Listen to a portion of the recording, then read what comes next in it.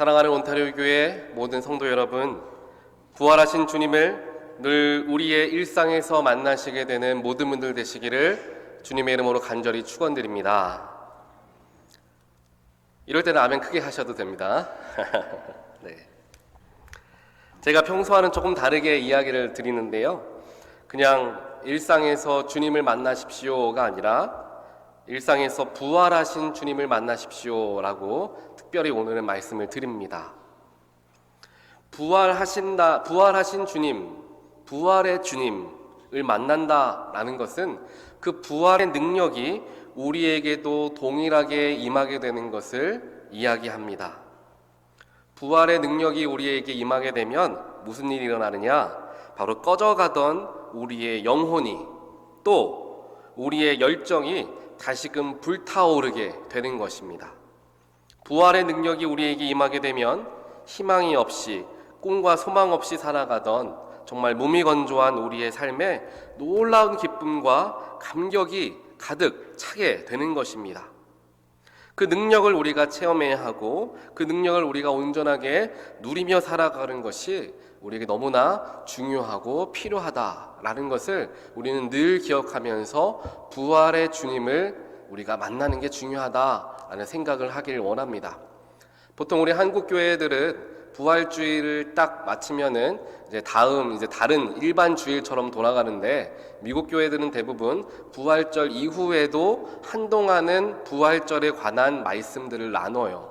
그래서 제가 오늘 이 말씀을 본문을 선택한 부분도 교단에서 나오고 있는 렉셔널이라고 하죠. 매 주마다 말씀이 정해져 있어요. 그 중에서 하나 픽을 해가지고 말씀을 전하게 되는데, 오늘 영어회중 예배의 말씀도 오늘 본문이 같습니다.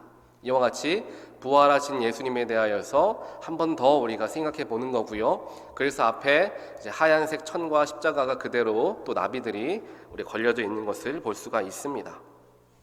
그만큼 우리 그리스도인들에게, 기독교인들에게 부활이라는 것은 정말 놀랍고 굉장히 귀한 은혜라는 것을 우리는 늘 기억하며 살아가야 합니다. 예수님께서 우리의 죄를 용서해 주시고 십자가 지신 것도 물론 중요하지만 그것의 진정한 목적과 의미가 어디에 담겨 있는가를 살펴본다면 부활하는 것, 새롭게 창조되는 것, 또한 거듭나는 것, 이것에 더 큰 의미가 담겨져 있다는 것을 우리는 늘 기억해야 한다는 것입니다. 하지만 안타깝게도 삶의 형편과 이 관계 속에 일어나는 여러 가지 어려움 때문에 영적인 침체기를 겪는 수많은 그리스도인들이 있습니다. 우리 역시 이것에서 완전히 자유해질 수는 없죠. 때로는 외로움이 우리의 영혼을 속박할 때가 있습니다. 때로는 자존감의 문제 때문에, 때로는 자아의 문제 때문에 우리의 영혼이 병들어가는 것을 느낄 때가 있죠. 저 역시 이러한 경험을 한 적이 있습니다. 제가 동부에 있을 때 신학교를 다니면서 공부를 했던 때죠. 이제 막 미국에 와서 처음 몇 해 동안에는 낯선 곳에도 적응해야 했고 학업에도 집중해야 했기 때문에 정신없이 1, 2년을 보내게 되었습니다. 그러다가 이제 조금씩 미국 생활에 익숙해지기 시작하면서 또 학업에도 요령이 조금씩 생기기 시작하니까 문제가 찾아오는데, 그 문제가 어디서 오느냐? 마음에서부터 문제가 찾아오더라라는 것을 제가 경험을 하게 되었던 거죠. 그도 그럴 것이, 가족들은 모두 다 한국에 있었고 의지할 만한 사람은 아무도 없는 이 미국에서 타국 생활을 하다 보니까 외로움이 찾아오기 시작했습니다. 게다가 주변에 학교 동기들은, 목사님들, 전도사님들은 다들 잘 아시는 것처럼 목회자들은 좀 일찍 결혼하잖아요. 그래서 일찍 결혼해가지고 미국에 들어오시기 전부터 가정을 꾸려서 오시는 분들이 대부분이셨어요. 이런 상황 속에서 싱글이었던 저는 어디에 속하기가 참 어려웠던 때를 그때 보낼 때가 있었습니다. 아무래도 가정이 있고, 즉 아내가 있고 아이들이 있는 목사님이나 전도사님들 같은 경우에는 같은 형편에 있는 분들하고 서로 친하게 지내기 마련이잖아요.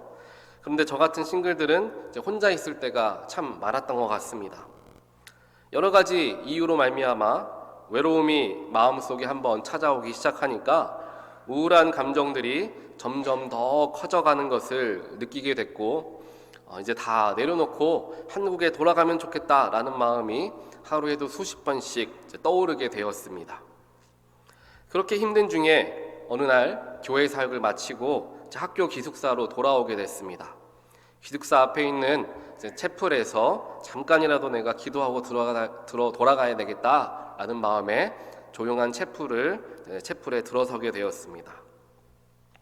아무도 없는 이 채플에 혼자 조용하게 앉아서 십자가를 이 앞자리에 앉아서 바라보고 있는데, 입에서는 기도조차 나오지 않고 그냥 멍하니 십자가만을 한참을 바라보고 앉아 있었습니다.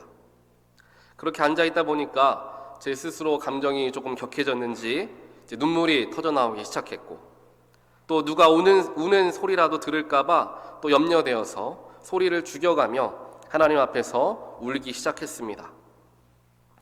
그렇게 아무런 기도도 하지 않은 채 한참을 울고 있는데 이상하게 제 마음이 조금씩 편안해지기 시작하는 거예요. 마치 십자가에 달려 돌아가신 예수님께서 제 어깨를 붙들어 주시면서 위로해 주시는 것과 같은 그런 느낌을 받게 되었습니다. 그렇게 편안해지던 마음이 점점 더 변화되게 되더니 누가 보면 정말 미쳤다라고 할 수 있을 정도로 웃음이 막 나오기 시작하고 기쁜 마음이 찾아오기 시작하는 거예요. 그러면서 입에서 찬양이 나오는데, 이 찬양 다들 아실 거예요. 따스한 성령님 마음으로 보내, 내 몸을 감싸며 주어지는 평안함 만족함을 느끼네. 이 찬양이 입에서 나오면서 정말 이제 큰 위로와 기쁨이 제 마음을 가득 채우게 되었습니다. 그렇게 한참을 혼자서 울다가 또 웃다가 그리고 찬양하다가 채플에서 이제 일어나게 되었는데, 외로운 마음들이 다 눈 녹듯이 사라지고 한국에 돌아가고 싶은 마음도 다 사라지게 되었습니다. 그 일이 있고 난 후에 벌써 이제 몇 년이 지난 지금 그때의 일을 되돌아보면 성령님께서 참 큰 위로를 주셨다라는 생각을 하게 되고, 또 성령님이 함께 하시면 사람의 마음에 기쁨이 찾아오는구나 라는 것을 제 스스로가 체험을 해보게 되었습니다. 오늘 말씀을 제가 준비하는 동안에도 그때의 일이 자꾸만 떠오르는 거예요. 그래서 제 마음에 떠오르는 거죠. 그래, 성령님이 함께 하시면 비록 환경은 전혀 바뀌지 않아도, 상황은 전혀 변하지 않아도 나의 영혼이 변하게 되는구나, 나의 마음이 바뀌어지게 되는구나, 그래서 기뻐지게 되는구나 라는 것을 다시 한번 생각해 보게 되었습니다. 사랑하는 온타리오 교회 성도 여러분, 우리의 상황이 혹은 우리의 여건이 우리를 힘들게 하는 것이 결코 아닙니다. 이와는 반대로 우리의 영혼이 성령님과 닿아 있지 않을 때, 그때 우리는 힘듦과 슬픔을 느끼게 되는 것입니다.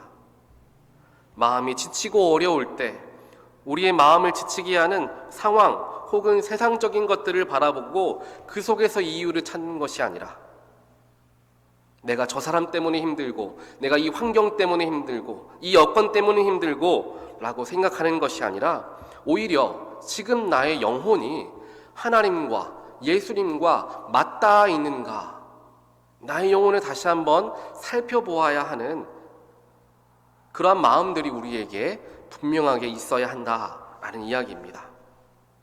오늘 이 시간 우리 스스로의 영혼을 살펴보게 되는 귀한 예배 시간이 되시기를 주님의 이름으로 간절히 축원드립니다. 오늘 말씀을 보면 이와 똑같은 상황이 그려져 있습니다. 예수님께서 십자가에 달려 돌아가신 후에 모든 제자들은 두려움과 공포에 사로잡혀 있었습니다. 예수님이 죽으셨으니까 자신들도 언제든지 잡혀 죽을 수 있겠다라는 공포가 찾아오기 시작했고요. 예수님 한 분만 바라보면서 모든 것 다 포기하고 3년을 따라다녔는데, 그 예수님이 갑자기 돌아가셨다. 모든 목표와 소망이 사라져버리는 마음의 허탈함이 크게 찾아왔을 것입니다. 그들의 이러한 감정적인 모습이 오늘 말씀 19절에 고스란히 드러나 있습니다. 제자들이 유대 사람들이 무서워서 문을 모두 닫아 걸고 있었다라고 성경은 표현하고 있죠. 그 모습만 보더라도 두려워서 벌벌 떨고 있는, 앞으로 우리는 어떻게 살아가야 하나 걱정과 염려에 휩싸여 있는 제자들의 모습을 우리는 쉽게 그려볼 수 있습니다. 두려움과 공포가 그들을 사로잡고 있었던 거죠. 그런데 바로 그 절망의 때에, 그 공포의 때에 누가 나타나셨느냐? 바로 부활하신 주님께서 그들에게 나타나셨다라는 것입니다. 그리고 하신 첫 말씀이 바로 너희에게 평화가 있기를, 너희에게 평화가 있기를. 헬라어로는 에이레네가 되겠고요, 히브리어로는 샬롬이 될 것입니다. 그들의 마음에, 또 그들의 영혼에 두려움과 공포가 가득 채워져 있는 것을 주님께서는 그것을 바로 알아채셨던 거죠. 그래서 그들에게 평안을 먼저 선포하시고 허락하여 주셨던 것입니다. 부활하신 주님을 만난다는 것은 우리의 모든 두려움과 염려가 평안과 화평으로 변화되어지는 것을 의미합니다. 상황이 변화되어지고 주변이 바뀌는 것이 아닙니다. 내가 부활하신 주님을 만나면 내 영혼이 먼저 변화되어지게 되고 내 마음가짐이 뒤따라서 바뀌게 되더라라는 것입니다. 주님을 체험하면 내가 먼저 바뀝니다. 주님을 만나면 내가 먼저 겸손해지고 내가 먼저 낮아지게 되어 있습니다. 우리가 아직도 목에 핏대를 세우고 언성을 높이는 모습을 보인다면 우리는 아직 주님을 온전하게 만나지 못했다라고 생각해 볼 수 있을 것입니다. 하지만 이와는 반대로 겸손하고 양보하고 용서하는, 또 낮아지는 모습을 우리가 보인다면, 또 그런 분들을 우리 주변에서 만난다면 그분은 지금 예수님을 만나고 계신 분, 예수님과 함께하는 사람이라는 것을 우리는 분명하게 알 수 있다는 것입니다. 이것이 어찌 보면 주님과 동행하는 사람이냐, 주님을 알고만 있는 사람이냐, 삶의 모습에서 드러난다라는 것입니다. 사랑하는 성도 여러분, 부활하신 예수님을 바로 지금 이 자리에서 만나시게 되는 모든 분들 되시기를 주님의 이름으로 간절히 축원드립니다. 단 한 분도 빼놓지 말고 꼭 그 부활의 주님, 내 마음의 중심에 갑자기 찾아오셔서 우리에게 평화를 선포하시는 그 주님을 꼭 만나시게 되기를 간절히 소원합니다.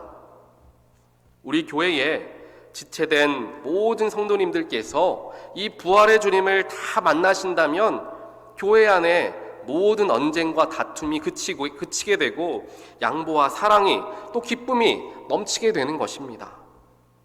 이런 복된 교회를 이루어가는 방법은 단 하나입니다. 누가 없어지고 행정이 바뀌어지고 시스템이 변화되어지고 그것이 중요한 것이 아닙니다. 가장 중요한 것, 복된 교회, 기쁨이 넘치는 교회가 되기 위한 단 하나의 방법은 우리 모두가 주님을 인격적으로 만나면 된다라는 것입니다. 주님을 우리의 마음에 모시면 되는 것이죠. 행정을 잘하고 의견을 잘 조율하고 이성적으로 또 논리적으로 교회를 치리한다고 해서 교회의 화평과 기쁨이 넘쳐지는 것이 결단코 아닙니다. 방법은 단 하나, 예수님과 동행하는 교인들이 많아지면 많아질수록 교회에 화평과 사랑이 넘치게 된다라는 것입니다. 바로 내가 먼저 그렇게 변화되어지게 되기를 주님의 이름으로 간절히 소원합니다. 지난 주간에는 목회자 세미나 때문에 제가 교회를 잠깐 비우게 되었습니다. 오늘 성도님들 만나니까 오랜만에 저를 만나 뵙는 것 같이 인사를 해주시는 분들이 많이 계셨어요. 그래서 참 감사한 마음도 들었고요. 내가 그렇게 오래 교회를 떠나 있었나? 라는 생각이 들 정도로 그런 마음들이 들었습니다. 그 목회자 세미나에서 결국 어떠한 이야기들을 하느냐, 우리 교회가 하나님 안에서 더욱더 온전하고 건강하게 부흥하기 위해서는 어떠한 방법을 해야 하는가, 약간 실천적인 부분들에 대해서 공부하고 배우게 되었습니다. 그런 모든 내용들을 다 보고 배우고 또 듣고 공부하는데 제 마음 한켠에는 조금은 아쉬운 마음들이 들게 되었습니다. 왜냐하면 결국 교회가 더욱더 성장하고 교회가 건강하게 사랑이 넘치는 교회가 되기 위해서 집중해야 하는 것은 여러 가지 프로그램, 여러 가지 행사, 이런 것들은 부수적인 것이고, 가장 중요한 것은 우리 스스로가 부활하신 예수 그리스도를, 복음을 온전하게 누리며 살아갈 때 교회가 변화되어지게 되고, 교인이 먼저 변화되어지게 되면서 교회가 생명력이 넘치는 교회로서 변화되어지게 된다는 사실을 우리 모두가 반드시 기억할 필요가 있겠다라는 그러한 생각을 더 깊게 하게 되었던 것 같습니다. 결국 근본적인 이유, 근본적인 바라보아야 할 목표는 우리 스스로가 먼저 예수님을 인격적으로 만나며 내가 먼저 주 앞에서 온전하게 서 나아갈 때 교회가 건강하게 세워져 나가는 것이고, 그 교회를 보고 사람들이 모여들기 시작한다라는 것입니다. 오늘 말씀에서도 그렇죠. 부활하신 예수님께서 제자들 앞에 나타나시니까, 반대로 이야기하면 두려움과 공포에 떨던 제자들이 부활하신 예수님을 만나니까 어떻게 되었느냐, 20절에 이야기합니다. 제자들은 주님을 보고 기뻐하였다. 공포와 불안함과 두려움이 그 순간 바뀌게 돼서 기쁨으로 변화되어지게 되는 것을 이 제자들은 경험했다라는 것입니다. 부활하신 주님을 만난다라는 것은 우리의 근심과 걱정이 기쁨으로 변화되어지는 놀라운 변화가 일어나는 때라는 것을 우리는 반드시 기억해야 합니다. 주일에 나와서 예배를 드리고 모든 예배를 마치고 돌아가는 길이 기쁘지 않았다면 우리는 예수님을 온전하게 예배 중에 만나지 못했다라는 것과 같은 이야기가 될 것입니다. 오늘 분명하게 이야기하지 않습니까? 두려움과 공포와 염려가 다 사라지고 예수님을 보니까 기뻐하였더라.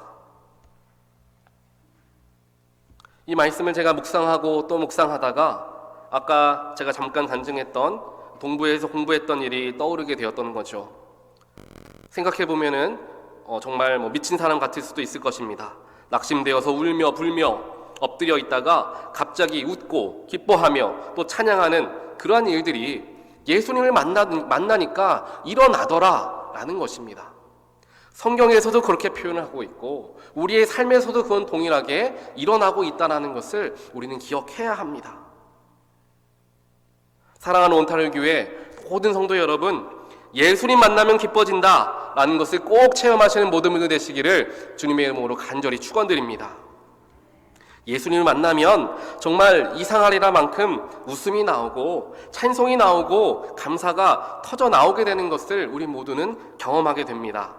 그러니까 삶의 문제가 많은 성도님들이 예수님을 만나고 나서 아직 그 문제 하나도 해결되지도 않았는데, 목사님이 이제 다 됐습니다, 저는 염려 하나도 없습니다, 이런 고백들을 하는 성도님들을 우리는 많이 만나보고 있는 것입니다. 내 마음에 기쁨이 없고 내 마음에 염려와 걱정이 가득하다면 더욱 예수님 앞으로 나아가야 하고 예수님을 만나려 우리는 애를 써야 합니다. 내 마음의 염려와 걱정을 없애보려고 돈을 써보아도, 친구를 만나보아도, 좋은 음식, 좋은 것들 사 모아보아도 결코 채워지지를 않습니다. 하지만 예수님을 만나면 모든 것은 자동적으로 다 해결되어지게 되어 있습니다. 이렇게 부활하신 예수님은 제자들의 마음에 평화와 기쁨을 허락해 주셨던 거죠. 그리고 난 후에 그들에게 숨을 불어 넣으시면서 말씀하십니다. 성령을 받아라. 숨을 불어 넣으시면서 성령을 받아라. 예수님께서 제자들에게 말씀하셨습니다. 이 장면을 보시면서 우리는 무엇을 떠올릴 수 있죠? 바로 하나님께서 인간을 처음 창조하실 때의 그때의 모습을 우리는 기억하게 됩니다.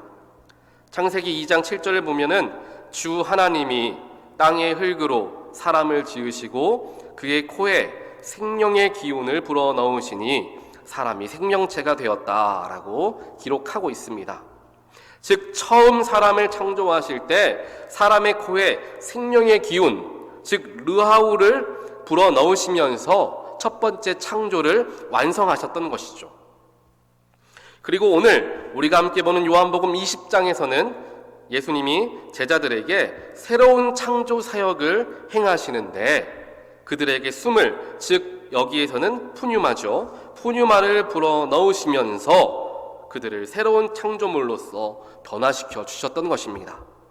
그래서 부활하신 주님께서 허락하여 주신 성령을 받은 사람들은 새로운 창조물, 즉 새롭게 태어나고 변화되어지게 된다라는 New Creation, New Being이라는 신학적인 개념이 여기서부터 출발하게 되는 것입니다.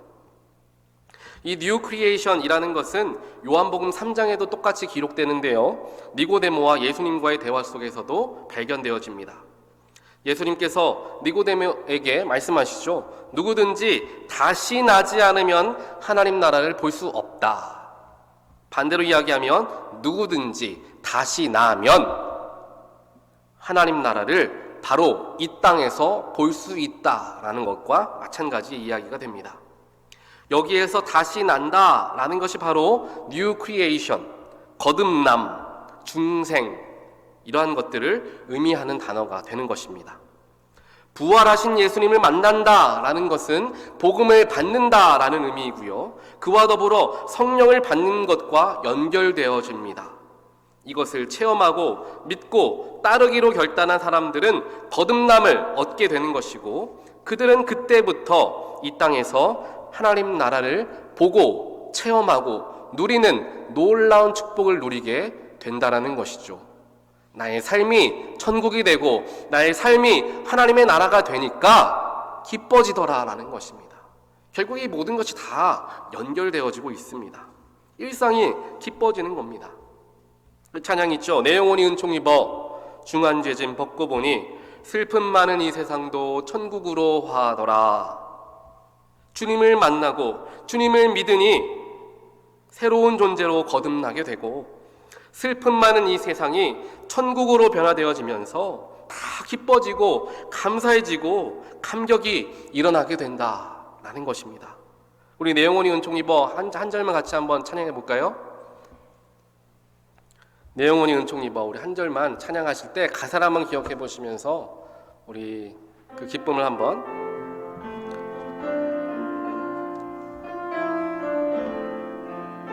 내 영혼이 은총 입어 중한 죄짐 벗고 보니 슬픈 많은 이 세상도 천국으로 화도다. 할렐루야 찬양하세. 내 모든 죄 사함 받고 주 예수와 동행하니 그 어디나 하늘나라. 아멘, 아멘, 아멘. 바로 이곳이 하나님의 나라인 줄 믿습니다. 여러분은 이미 하늘 백성의 그 권능과 능력을 받으신 분들이십니다.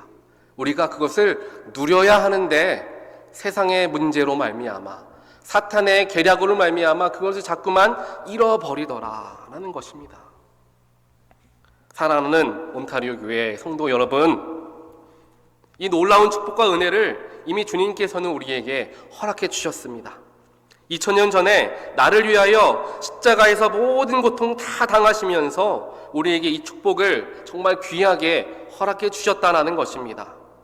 그런데 자꾸만 우리는 주님께서 목숨 걸고 주신 그 은혜를 잊어버리고 세상의 굴레 속에서 근심하고 한탄하며 남을 탓하고 상황을 탓하며 살아갑니다. 이거야말로 바로 사탄이 하는 일입니다. 사탄이 하는 일이 이 은혜를, 이 축복을 우리로 하여금 자꾸만 잊어버리게 하고 근심하게 하고 절망하게 하고 남을 원망하게 하고 미워하게 하고, 그 모든 것이 사탄이 하는 일이다라는 것입니다. 오늘 예배에 참여하신 모든 분들은 한 분도 빠짐없이 이 놀라운 축복과 은혜를 온전하게 누리시는 분들 되시기를 다시 한번 주님의 이름으로 간절히 축원드립니다. 오늘 본문 말씀으로 잠깐 돌아가 보면 이렇게 부활하신 예수님을 직접 만난 제자들은 모두가 새롭게 창조되는 놀라운 축복을, 놀라운 은혜를 체험하게 되었습니다. 그런데 오늘 말씀에 나오는 믿음 없는, 의심 많은 도마, 우리 그렇게 알고 있죠.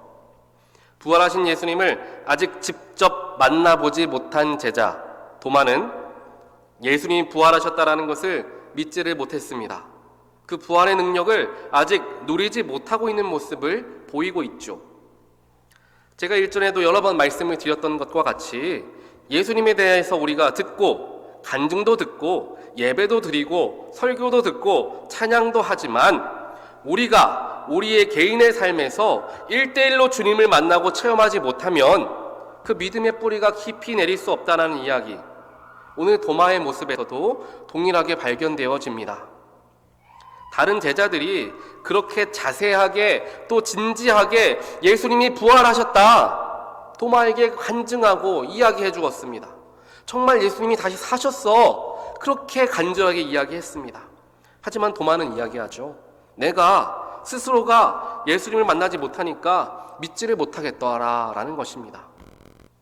그 뒤에 여드레 뒤에 예수님께서 다시 한번 제자들에게 나타나셨습니다. 26절에 보면은 그때도 문이 잠겨져 있었다라고 기록하는데요, 아직도 문이 잠겨져 있더라라는 것입니다. 처음에 제가 이 말씀을 딱 묵상했을 때에는 제자들에 대해서 조금 실망했어요.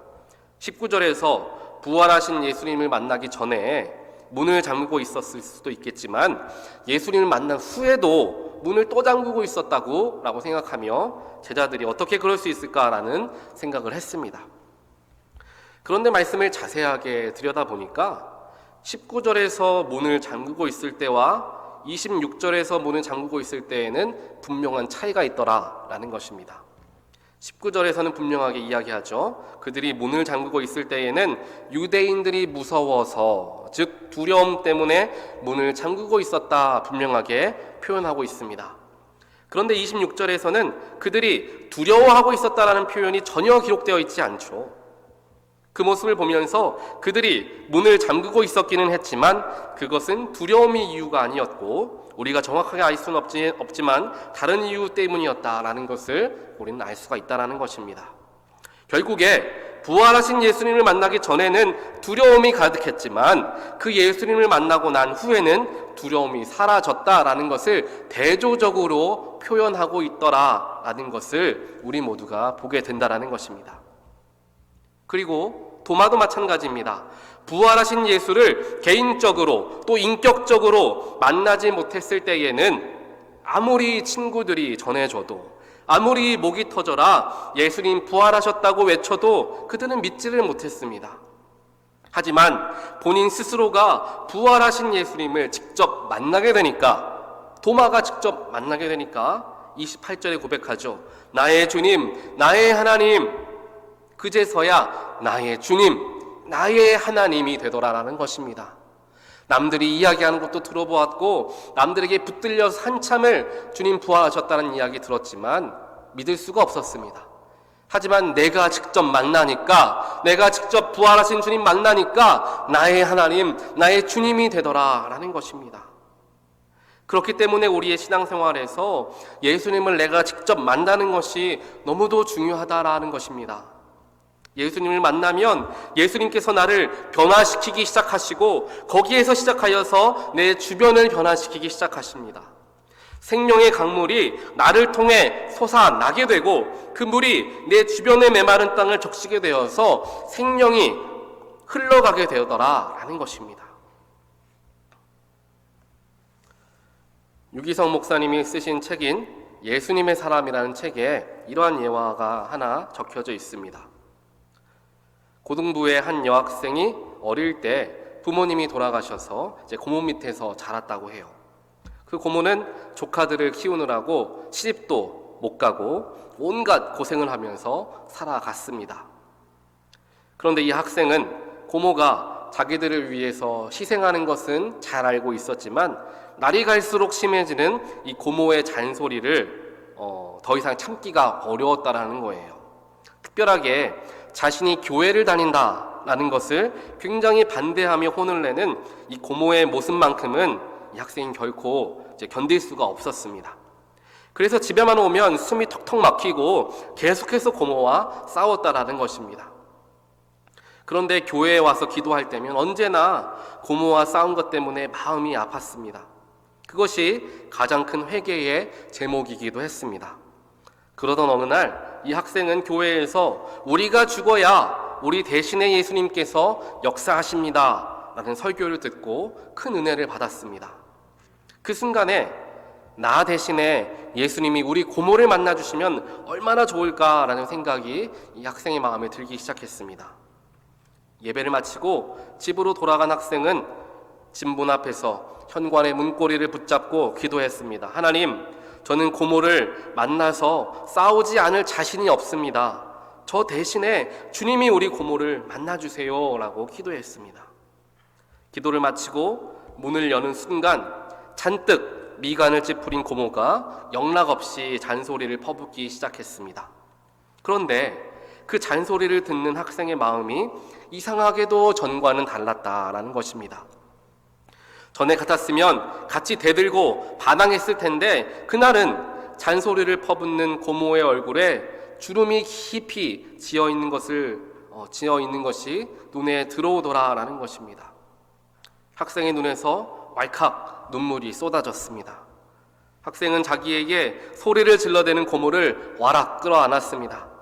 그리고 깜짝 놀라는 고모에게 말했습니다. 고모 많이 늙었어. 우리 때문에 너무 많이 늙었어, 고모.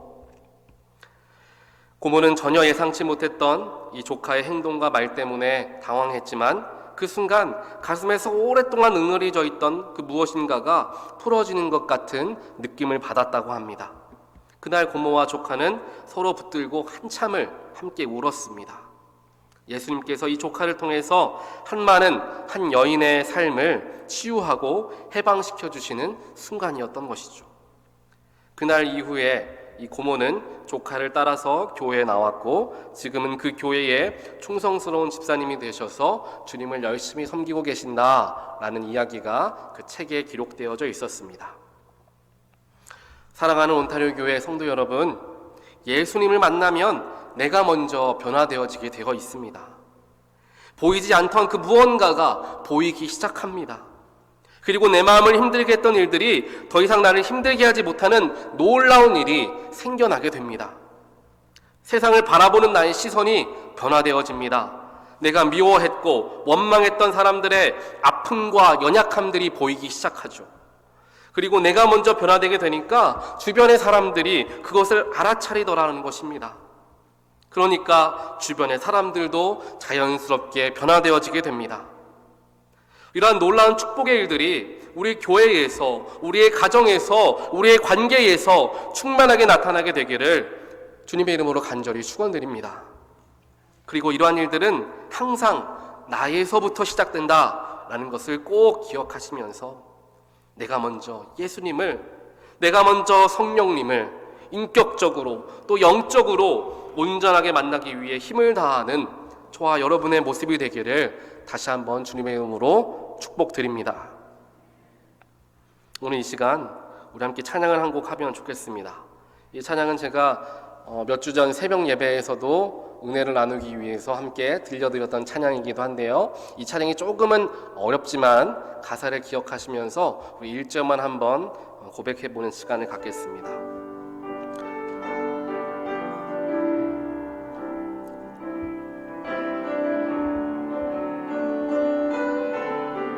내가 먼저 손 내밀지 못하고 내가 먼저 손 내밀지 못하고 내가 먼저 용서하지 못하고 내가 먼저 웃음 주지 못하고 이렇게 머뭇거리고 있네. 그가 먼저 손 내밀기 원했고 그가 먼저 용서하길 원했고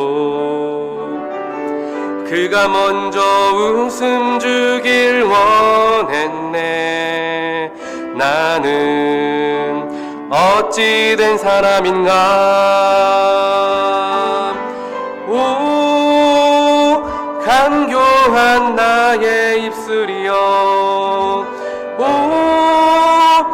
더러운 나의 마음이여, 왜 나의 입은 사랑을 말하면서, 왜 나의 맘은 화해를 말하면서, 왜 내가 먼저 져줄 수 없는가, 왜 내가 먼저 손해볼 수 없는가. 오늘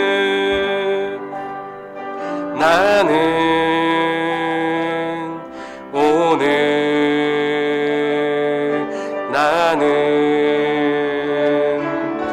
주님 앞에서 몸둘 바 모르고 이렇게 흐느끼며 서 있네. 어찌할 수 없는 이 맘을 주님께 맡긴 채로.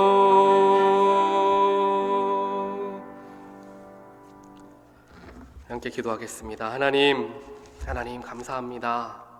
오늘 말씀을 통하여서 부활하신 주님께서 우리 마음 가운데 찾아와 주시고 우리를 먼저 변화시키시며 우리에게 먼저 평화를 허락하여 주신 그 주님의 은혜에 저희들 감사와 찬양을 올려드립니다. 하나님, 이 시간 우리에게 마음을 주셨던 것과 같이 내가 먼저 변화되어지게 되기를 주님 간절히 소원합니다. 내가 먼저 내려놓게 하시고, 내가 먼저 손을 내밀게 하시고, 내가 먼저 손해보고 양보할 수 있는 그러한 믿음이 우리에게 있게 되기를 주님 간절히 소원합니다.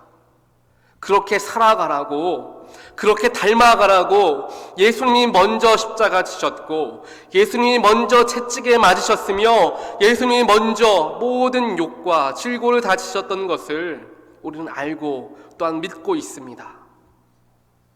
그 은혜에 조금이라도 응답할 수 있는, 보답할 수 있는 우리 모두가 되게 하여 주시옵소서. 그래서 우리 모든 성도들이, 우리 온타려 교회가 내가 먼저 낮아지길 원합니다. 내가 용서하겠습니다. 내가 내려놓겠습니다. 내가 포기하겠습니다. 라는 귀한 고백들이 나오는 그러한 놀라운 교회가 되어질 수 있도록 주여 축복하여 주시옵소서. 우리 한 사람 한 사람을 주님께서 붙들어 주시어서 나에게 허락되어진 복음이 나의 가족들에게 온전하게 전하여지는 복음이 되게 하시고, 내가 먼저 손해보고 희생함을 통하여 사랑을 전하는 놀라운 복음의 증거자로 살아갈 수 있는 우리 모두가 되게 하여 주시옵소서. 이 모든 말씀 살아계시고 부활하신 예수 그리스도 이름으로 간절히 기도합니다. 아멘.